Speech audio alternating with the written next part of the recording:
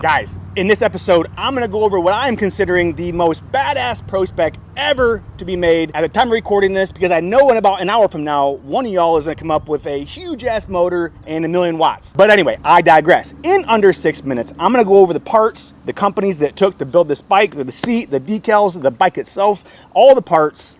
I'm gonna have discount codes below in case you decide you wanna build one of these for yourself. In under 6 minutes, we're gonna go over the bike and we're gonna do a speed test. Let's go. So getting started here, guys, the bike itself is from Electro and Company. This bike itself in the stock form is $1,750. We're gonna go over these tires. These tires came with these rims. This is a 90-90-12 and this is a 12-inch wheel. This wheel set came from Electro and Company.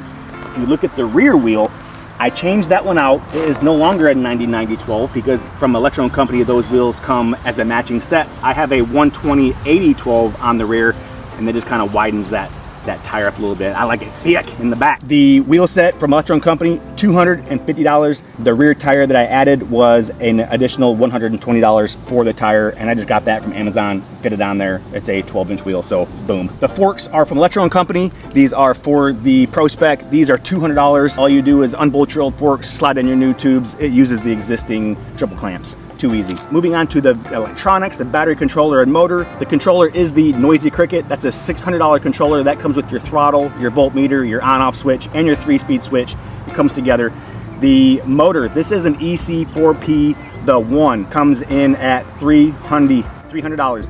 The battery is a 76 volt, 24 amp hour, 180 amp discharge continuous. That battery is $1,060. The Sprocket Kit that you see, this is also from ENC, and the Sprocket Kit includes the sprocket and the chain. That is $130. One thing that you won't buy at a store is the powder coat that's on this bike. I had this bike powder coated here locally, and the powder coat for this frame of this size in my area was $350 for the swing arm and the frame. The decals on this bike are from a gentleman by the name of Christian Castro, and those are about $60 to $80 depending on what kind of graphics you get, the material, the thickness, but just consider the graphics to be 60 to 80. I have a link to his store down below in the show notes. The seat on this bike is as custom as it gets. The custom foam, the custom stitch, the graphic on the side. He can do whatever you want. The seat is from Andrew Buchanan at Bolts and Bolts. Check his store out. He's down below too with a discount code. He makes seats for MX. He makes seats for SX. He'll make a seat for your quad. He'll do your boat. He'll do your car. It don't matter. Anyway, seat, $300. That's it. That's the overview of the parts. That's the cost. What did we get so far on the cost of the bike in this build? After we add it all up, I got it right here, $5,360. Let's go do a speed test.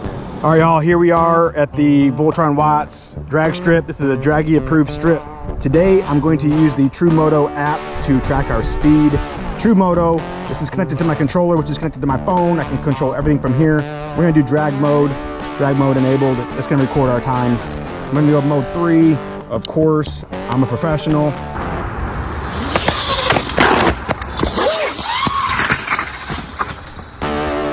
Let's go.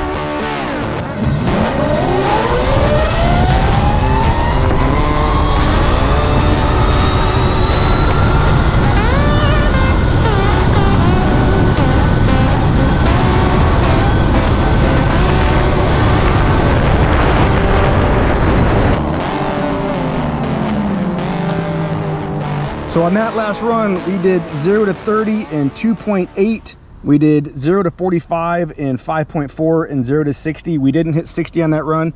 We hit about 58 miles an hour. But I'll tell you what, with this gearing, this speed off the line is incredible. And I'll talk about that in just a second. All right, guys, so that was the speed test. Who's over here watching me?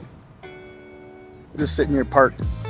Anyway, whatever. Anyway, guys, that was the speed test. So we got up to 57, 58 miles an hour on the speed test. One thing you might be asking yourself is, well, I've seen you run a lesser powered bike and get a higher top speed.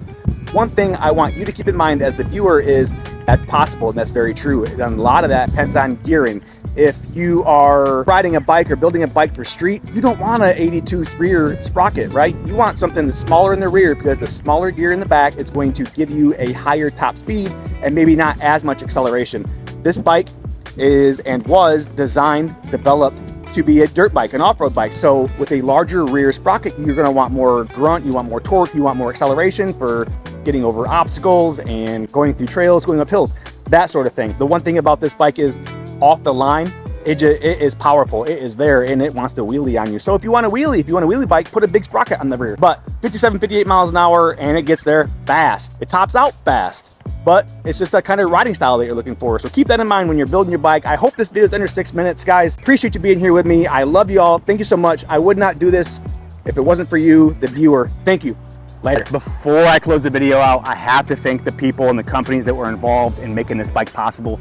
Thank you, Razor Worldwide. Thank you, Electro and Company. Thank you, Christian Castro, for the graphics. Thank you, Andrew Buchanan at Bolts and Bolts. Without you and the collective effort of our community, this bike would not be possible. When a company sends something to the channel, that is something I take seriously. I appreciate you very much. I appreciate the community. Thank you all so much.